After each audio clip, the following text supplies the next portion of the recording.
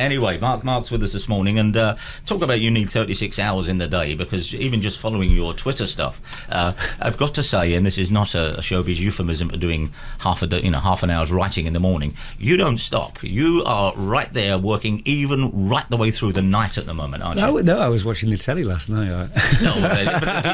Let's say in the last month you have worked through the night then, one way or the other. You've been filming yes, Sherlock, we've been filming Sherlock. Yes, we've been filming The Hounds of Baskerville, which brilliant. is called this time. Which is the one, that's got to be the most daunting one. That's the one everyone says. You've got it, Danny. Yeah. It is, yes. It's the most famous story.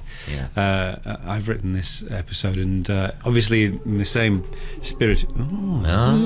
Same spirit as last year. It's a reinvention. So, but it is daunting because it's the most famous. Everybody knows a version of it, and it's been filmed the most times. And I realised we were sitting in a room a few months ago, and I realised one of the reassuring things that everyone at some stage has sat down and said, how are we going to do the dog? Yeah, exactly. And without giving anything away, because you don't want it, otherwise it will spoil the program for everybody. This howling, isn't it? Well, we're going to obviously been on an eerie tip being with you here.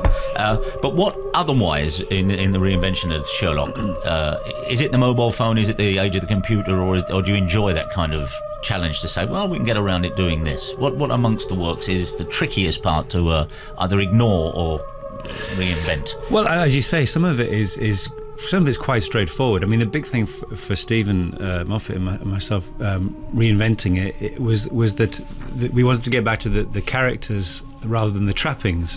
So it wasn't about substituting Victorian trappings with modern ones. It was about getting back to the essential friendship between Sherlock Holmes and Dr. Watson, which is the thing that survived, the really strong idea and that the sort of love between them. And then there are some things that just happen straightforwardly. Sherlock Holmes was always at the cutting edge of the technology of his time, so he would be absolutely across everything we have today. And then there are fun things like, obviously, he wouldn't smoke a pipe now. No. And then the three-patch problem came out of that. So some of it's just kind of, you just think, well, that's just a cheeky joke. And then other times there are things you just think, well, what do we do about the drug thing? Also, just the people who say, oh, well, that, he would just do this or just do that. You can look at the original stories and say that. I mean, either you enter into these things or you don't always. Also, as Conan Doyle freely admitted, he's wildly inconsistent. Yeah. Dr. Watson's war wound moves all over his body.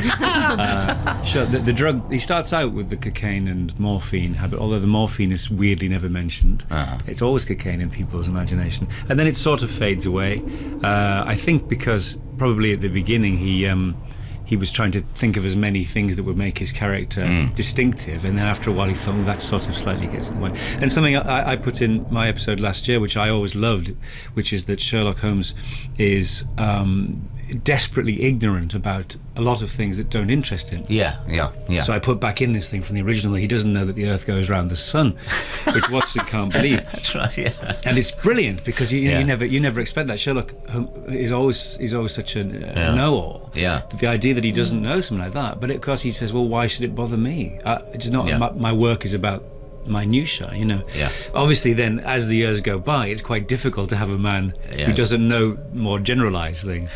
Well, yourself here, and it's something of a thing when Stephen Fry was here the other week.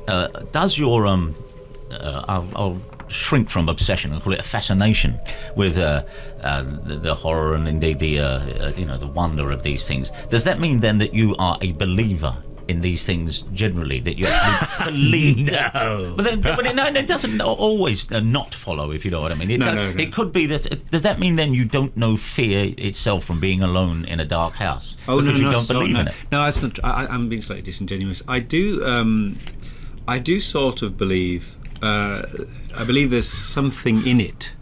In what? In ghosts and the supernatural. I don't think it's the. I don't think it's the survival of the spirit or anything like that, because I don't believe in the spirit. I don't think it's that. I think there's something. The trouble is, I've said this before, forgive me, but the trouble with this entire argument is that all the language, all the nomenclature we have for it is based on science fiction. So as soon as you start saying, I think it's sort of an imprint in time, then it's Quatermass, it's Doctor Who, it's very nice. What I'm talking about is whether, I understand, I'm not trying to set up an argument about for or against it, but it's just whether something with your both sensibilities and intellect can still be scared in real life. Oh God, yes, of course. Yeah? I mean, we did a little League of Gentlemen reunion last year on the radio, where we actually spent the night in a haunted house. Did you? And it was one of the funniest nights of our lives, I have to say. But one of the little parts of it was each of us had to go into one of the haunted rooms with a mic for 5 minutes. Oh, terrific. And although it was funny, yeah, the place was totally dark. And in the middle of the Gloucestershire countryside at 4 a.m. with just yourself, you inevitably start. You can hear yourself going. Yeah, because you start to get slightly. It's spooky, of course. Yeah, it is. No, start to convince yourself. Absolutely. No, and that's how it starts. You look at a shape in the corner, and that's how when you're a kid and you see the wardrobe door open and all those things. There's a kid, because obviously the fascination with these things and horror and all of this, and the tremendous series, by the way, the History of Horror series, which will never come out on DVD because it's obviously the licensing of these things. Yes, but it should be on permanent revolve. It will be. Let's hope so. But does that mean, as a kid, did you ever try and invoke any of this? Did you, say the Lord's Prayer backwards, or were you a fan of No, Ouija? I was far too frightened. I mean, I was a very frightened child. Yeah. I think I probably believed a lot more then. No, I was, like anyone, I did. What's the first image you can remember freaking you out on television, for instance? Oh, it was Doctor Who. It was the Autons coming through the shop window in John Pertwee's first story, which traumatised me for life. I can remember standing outside March the Tailor with my... remember them? Yes, of course. March the Tailor Dress You Well. Yeah. With my mum literally hiding behind her skirts You because I thought it was so gonna happen. frightened. Yeah. But then a lot of things, and this is what I find interesting about trying to legislate for what frightens children. A lot of the things that frightened me as a kid weren't necessarily scary things. No, they were just things that I found frightening. And oranges over here, by the way. Oranges. Yeah. Oranges. Little weird things, like James in Wimbledon saes, when I was very young, I was terrified of Arthur English and Wurzel Gummidge. Arthur English? Yeah. I can see that. Ghost of Motley Hall. I suppose so, yes. I'm thinking of him as... all right, then, given the things you're identified with now, of course... what kind of mail do you get? What kind of letters do you receive? Do you get a lot of things passed on saying that you're either reading people's minds or they want to alert you to some bit of... Oh, no, I never get anything like that. I think Darren Brown gets all those. I think they've been kept away from you. I'm sure as your reputation grows and grows for being... I do get... I mean, one thing I love, it's interesting what you were talking about earlier, as a sort of little parlour game, I love collecting other people's ghost stories. Yeah. And it's amazing how often, if you, in any given situation, usually, late at night on a train journey or a hotel bar or something like that, if you start talking about it, if you've got a good enough quorum of people, there'll be a few people who will say, I don't believe. There'll be at least 2 or 3 people who repeat an urban legend as if it's fact.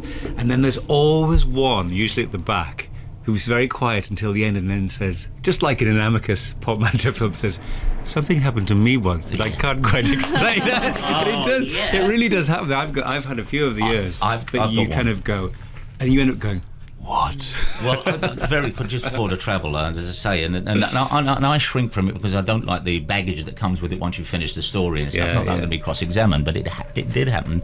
About 12, sitting on the stairs of Stephen Micklef's house trying to play a Ouija board on their knees, me, him and Mark Jeffries, and we, as you do, you're doing the Ouija, and we're saying, you're pushing it, and then spelling out bum and stuff, And there's no point doing it. So I said, all right, we'll prove if we've got something here. And I took an old penny, this is how long ago it was, 1969, and I put it in my back pocket without looking at it. I said, if there's something there, what's the date on the penny in my pocket?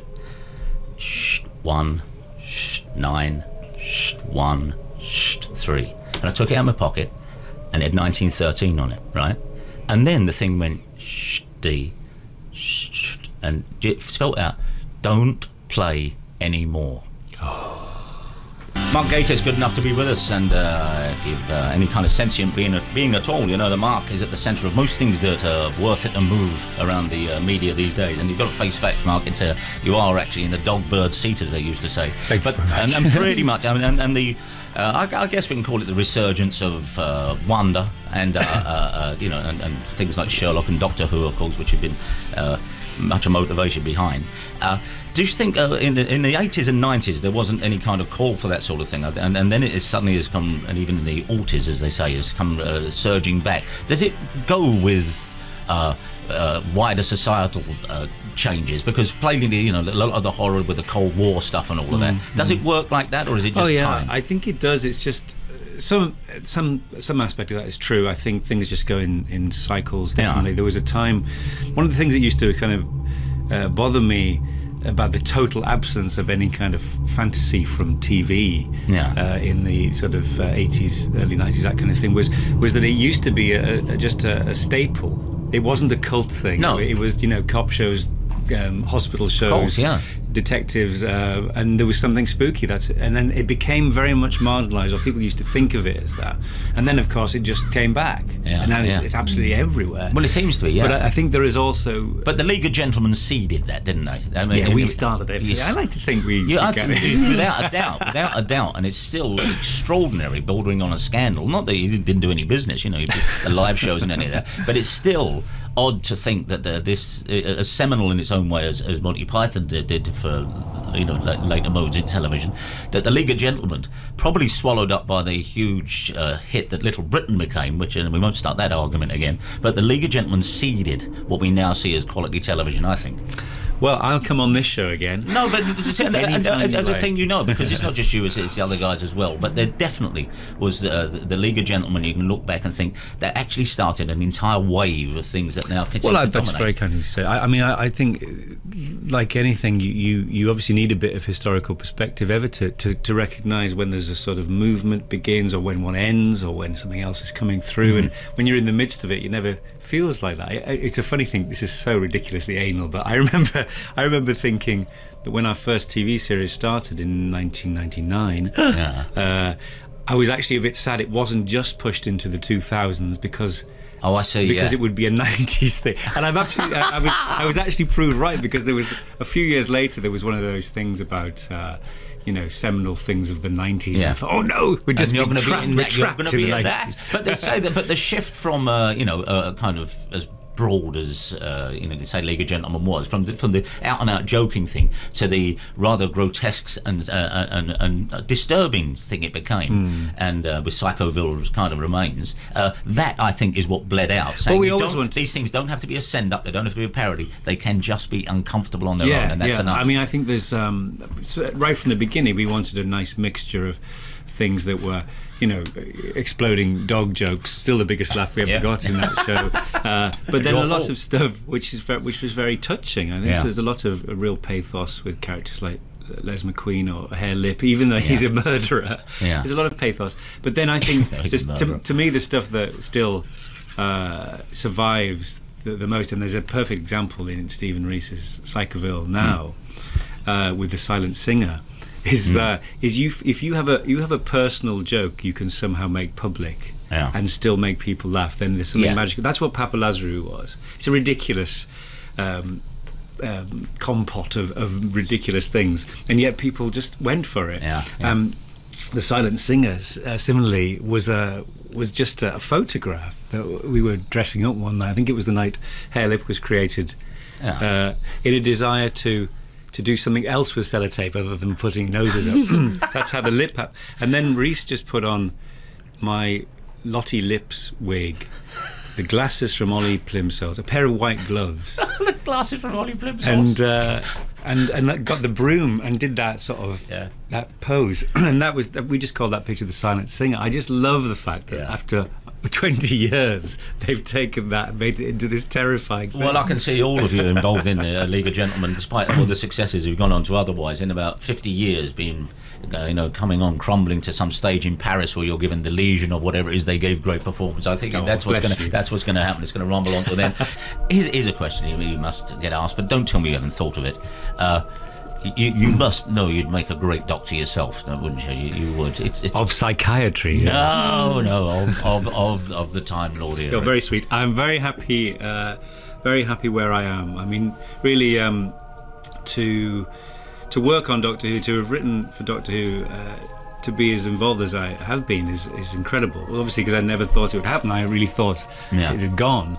And growing up with Doctor Who, as much a huge part of my life has always been. It's just amazing. Do you have another project you'd like to get off the ground? I think I tweeted the other week, Adam Adamant from the people who might remember Gerald Harbour as Adam Adamant in the 1960s, who was a Victorian dashing detective who was pushed over a balcony and wakes up in swinging London. It sounds like Austin Powers, but it wasn't. That used to frighten me a bit. Kathy Kirby sung the theme tune. It was Austin Powers, really. It was the original Austin Powers. I suppose, yes, it would have been. But there's something in that, because you've got both the detective and the time travels about pigeonholing you. But do you have a project like that where you think... The portmanteau thing, I know, is very important to you.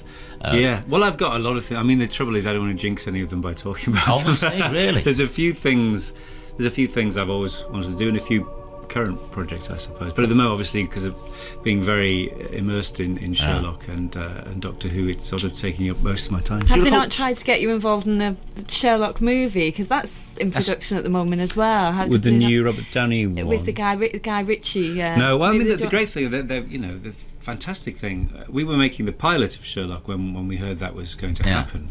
And initially, of course, you sort of think, it's like overwhelming. It always happens, doesn't it? There's always two Robin Hood movies. Yeah, that's true. Yeah. The light bulb was invented 3 times simultaneously. People don't confuse them at all. But that's the brilliant thing. And of course, the fact that actually that film, which we all enjoyed tremendously, was a huge hit, can only help, really. Yeah. I mean, if the Sherlock Holmes brand suddenly was tainted by failure, it would have been a bad thing. It just adds to the resurgence. And it's also, as you say, they're totally different beasts. I don't remember a series in the...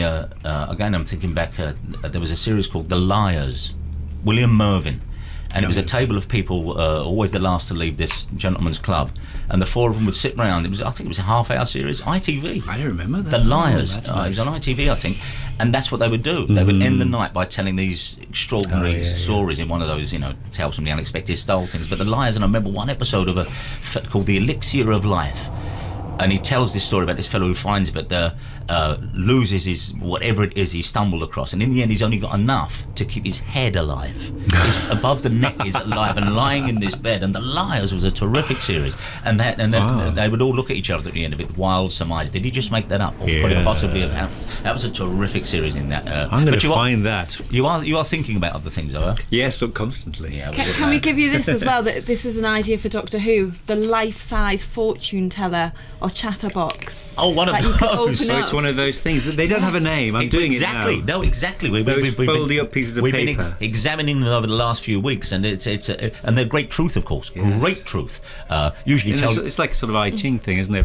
What are they called? There was no idea. Well, Regionally, there's different names. Fortune tellers, chatterboxes, and apparently in Japan they're called paku paku, which is apparently where Pac-Man got his name from, because it's like the opening of the mouth. Most things are called paku paku. It tends to be in Japan, and it tends to work that way. Mark, I'm sorry to have just lent on one facet of the personality there being, what you're known for at the moment. But of course, the comedy is equally as strong. And one day I hope to see you back in the baggy pants and red nose, just saying, "Here's the jokes, folks." Well, Mr. Tumbles, he can't last forever. Of course, there it is. It all blows over. The 80s will be back with us before we know it. I believe you had one little cocktail party before. I do. Yes. Here we go. This is the Doctor Who football party hosted by Linda from Glasgow. We shall drop in now. Doctor, meet Burroughs' Mark Proctor, the Doctor. Amy Pond, meet Tottenham's Kevin Bond, Amy Pond.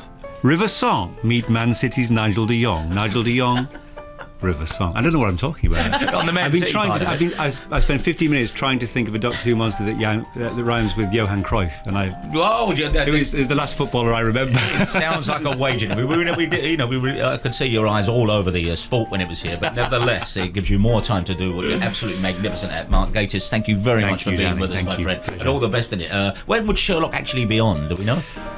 Well, it's all in the lap of the schedulers. I mean, we're obviously still filming, so we don't really deliver until the autumn. And your next Who? Do you have a Who, or is it gone out? It's done, actually. Yes, it was shot last year, but it's in the second half of the season, so it's episode 9. Okay, right. It's called Night Terrors. Oh, Night Terrors. How fitting! It's exactly, and it's probably the wrong time of day to do all this stuff, but it doesn't matter. Thank you very much indeed, Mark. Thank you.